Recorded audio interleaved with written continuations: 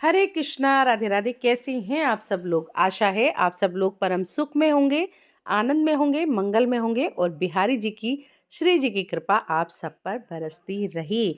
तो जैसे कि आप देख पा रहे हैं कि ये मैंने थाली में क्या रखा हुआ है और आप लोग समझ ही गए होंगे कि ये मैं पंचामृत बनाने की तैयारी कर रही हूँ और आपके साथ वीडियो में शेयर कर रही हूँ कि पंचामृत हम कैसे बनाएंगे, पंचामृत बनाते समय हमें किन बातों का ध्यान रखना चाहिए और किन किन चीज़ों की हमें आवश्यकता होती है, क्या चीज़ें हमें यूज़ नहीं करनी है। और क्या आप ये जानते हैं कि पंचामृत बनाने का भी एक सही अनुपात होता है। अगर वो अनुपात हमारा गड़बड़ा जाता है तो वो पंचामृत सही तरीके से नहीं बन पाता है। और आपने कभी ये देखा है कि दूध और दही को एक साथ पिया जाता है? हमारे किसी के भी घर में नहीं पिया जाता क्योंकि ये दोनों ही विरोधी चीज़ें मानी जाती हैं।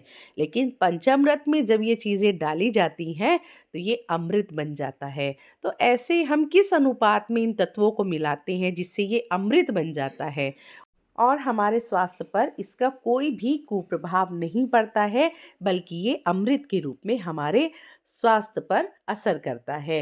तो चलिए देखते हैं कैसे बनाया जाता है पंचामृत, इसका सही रेशियो क्या होता है, किस अनुपात में हमें चीज़ें लेनी होती हैं। तो यही सब चीज़ें इस वीडियो के अंदर हम डिस्कस करेंगे और थोड़ी चर्चा कर लेते हैं किस तरह से पंचामृत हमें बनाना चाहिए। तो देखिए, पंचामृत हमारे घर में सभी पूजा पाठ में यूज़ किया जाता है। चाहे आप सत्यनारायण भगवान की कथा कराएं या रुद्राभिषेक करें या महाभिषेक करें या अन्य कोई अनुष्ठान करें या आप मूर्ति स्थापना कराएं, भगवान की प्राण प्रतिष्ठा कराएं, तो ये अवश्य ही हमारे सबके घर में प्रयोग किया जाता है। मंदिरों में प्रयोग किया जाता है। बड़े बड़े त्योहारों पर हम भगवान का महाभिषेक करने के लिए इसका प्रयोग करते हैं। और देखिए, पंचामृत में देवी देवताओं का अभिषेक तो किया ही जाता है। इसके अलावा देवी देवताओं को नैवेद्य के रूप में भी हम पंचामृत निवेदित करते हैं। तो बहुत सारी जगह इसमें गंगा जल मिलाया जाता है या बहुत सारी जगह इसमें ड्राई फ्रूट मिलाया जाता है, तुलसी पत्र इसमें मिलाया जाता है। तो हमें कब गंगा जल मिलाना है और कब हमें ड्राई फ्रूट मिलाना है, कब तुलसी पत्र मिलाना है, इन चीज़ों का एक विशेष और ख़ास तौर से हमें ध्यान रखना चाहिए कि हमें मतलब किस तरह से इसको बनाना होता है। और ये एक विस्कर या एक रई हम ले लेते हैं, तो इस चीज़ की भी हमें ज़रूरत पड़ती है इसमें। तो सारी चीज़ें हम इस वीडियो के अंदर डिस्कस करेंगे।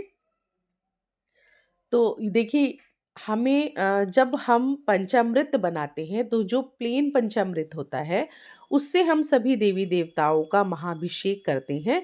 तो वो सभी देवी देवताओं को हम समर्पित कर देते हैं। लेकिन जब हम भगवान को नैवेद्य के रूप में निवेदित करते हैं तो उसमें ड्राई फ्रूट आप डाल सकते हैं, लेकिन उनके महाभिषेक में ड्राई फ्रूट नहीं डाला जाता है।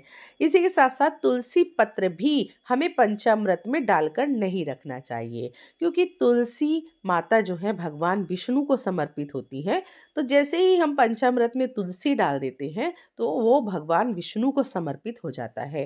और देखिए, बहुत सारे देवी देवताओं को, जैसे आप जानते ही हैं कि गणेश जी को, शिव शंकर भोलेनाथ को तुलसी नहीं समर्पित की जाती, तो फिर भगवान इस पंचामृत को स्वीकार नहीं करते हैं। मतलब जब हम तुलसी माता उसमें डाल देते हैं तो वो भगवान विष्णु का समर्पित हो जाता है, चाहे आप स्नान करवाएं उनका, चाहे आप उनको भोग के रूप में निवेदन करें। तो चलिए देख लेते हैं हमें पंचामृत बनाने के लिए किन किन चीज़ों की आवश्यकता होती है।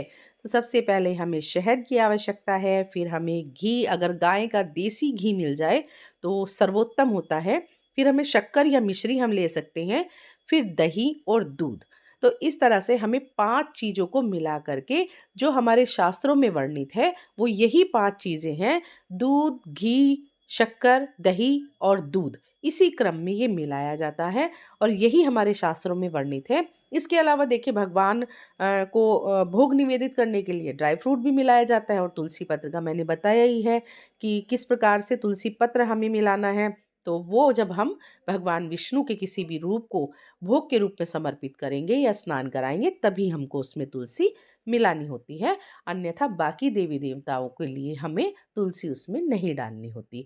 इस चीज़ का आपको विशेष तौर पर ध्यान रखना चाहिए। तो चलिए देखते हैं कि कितना रेशियो हमें रखना चाहिए, किस तरह से हमें किस तत्व को कितनी मात्रा में पंचामृत में रखना चाहिए ताकि ये अमृत बन जाए। तो देखिए सबसे पहले हमें एक बर्तन की ज़रूरत होती है। तो पंचामृत बनाने के लिए अगर चांदी का बर्तन हो तो वो सर्वोत्तम होता है। नहीं है तो फिर मिट्टी का बर्तन या फिर स्टील का बर्तन आप ले सकते हैं, लेकिन तांबे के बर्तन में आपको पंचामृत बनाना नहीं चाहिए। तो देखिए सबसे पहले हमने यहाँ पर शहद ले लिया है। तो थोड़ी सी मात्रा में हमने शहद लिया है, उससे डबल फिर हमने यहाँ पर घी ले लिया है। यानी जितना शहद है उससे डबल हमें घी लेना है, और जितना घी है उससे डबल हमें यहाँ पर शक्कर लेनी है। तो आप मिश्री को पीस सकते हैं, मिश्री डाल सकते हैं, या फिर आप बूरा इत्यादि ले सकते हैं। और अब आपने जितना यहाँ पर बूरा लिया है उस बूरे से डबल आपको दही लेना होता है। तो ये दही हमने ले लिया है यहाँ पर। देखिए पूरा चमचा भर के मैंने यहाँ पर दही ले लिया है। और अब जितनी हमने दही ली है उससे डबल हम यहाँ पर दूध ले लेते हैं। तो इस तरह से इसका रेशियो होता है। मान लीजिए आपको मैं अगर एमएल में बताऊं तो जैसे 25 एमएल आपने शहद ले लिया, फिर 50 एमएल आपको घी लेना है, फिर 100 एमएल आपको शक्कर लेना है, फिर 200 एमएल आपको दही लेना है, फिर 400 एमएल आपको दूध लेना है। यानी हर चीज़ को डबल आपको करते जाना है। इस तरह से हमने इसको एक बर्तन में यानी स्टील के बर्तन में हमने बना लिया है। हमें तांबे का बर्तन बिल्कुल भी प्रयोग नहीं करना है। इस चीज़ का आपको विशेष ध्यान रखना चाहिए। और इस तरह हमने विस्कर की मदद से इसको अच्छे से मिक्स कर लिया है। जब तक हम इसे मिक्स नहीं करेंगे तब तक ये पंचामृत नहीं बनेगा। अब या आप रई से कर लीजिए, हाथ की रई आती है, मैशर आता है, या ब्लाइंडर आता है। आप किसी भी चीज़ से इसको मिक्स कर सकते हैं। तो इस तरह से हमारा पंचामृत बनकर यहाँ पर तैयार हो गया है।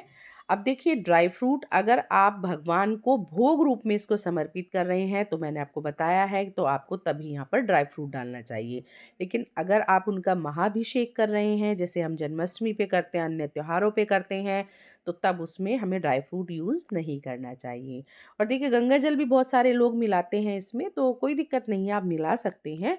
लेकिन अगर हम भगवान का अभिषेक करने जा रहे हैं, जैसे अभी महाशिवरात्रि आने वाली है, तो फिर आप अलग से एक लोटे में जल लेकर जाइए, उसमें गंगा जल डालिए, और इसको अलग लोटे में यानी पंचामृत को अलग लोटे में जाइए, तो ये सर्वोत्तम होता है।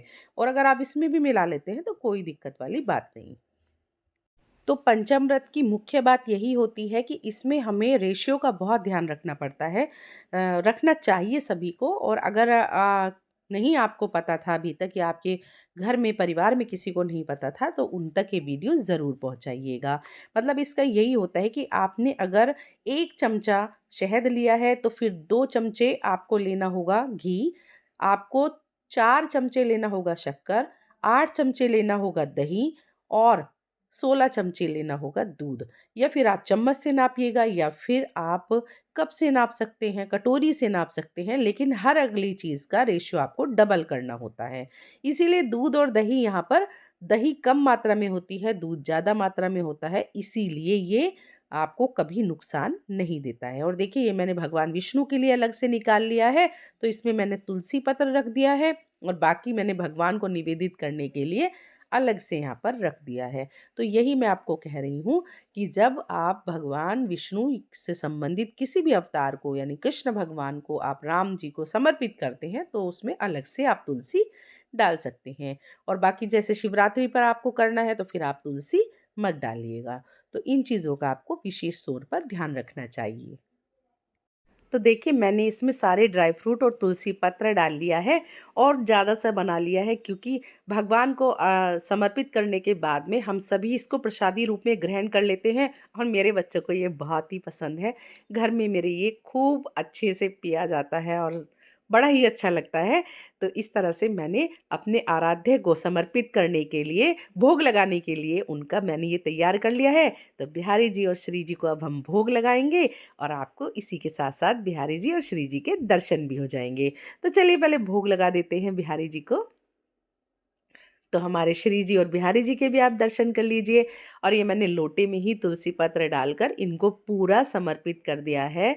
और फिर हम सब इसे प्रसादी रूप में ग्रहण कर लेंगे और आप भी मानसिक रूप से प्रसादी रूप में इसको ग्रहण कर सकते हैं। तो जी, अगर आपको पंचामृत बनाने का ये वीडियो पसंद आया है तो ज़रूर से लाइक कमेंट शेयर कीजिएगा और सभी सनातनियों तक, सभी कृष्ण भक्त और राधा प्रेमियों तक वीडियो ज़रूर से पहुँचाइएगा और अपने अच्छे अच्छे कमेंट करके मुझे बताइएगा कि आपको वीडियो कैसी लगी, आपको अच्छे से समझ में आ गया है या नहीं। अगर मेरी वीडियो पसंद आती है तो एक कमेंट और लाइक ज़रूर कर दिया करें आप। तो मिलते हैं नई वीडियो के साथ, तब तक के लिए जय श्री राधे।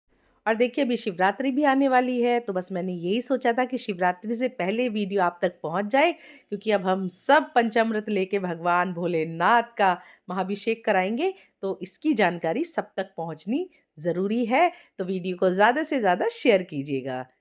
बम बम भोले, तो बोलिए राधे राधे।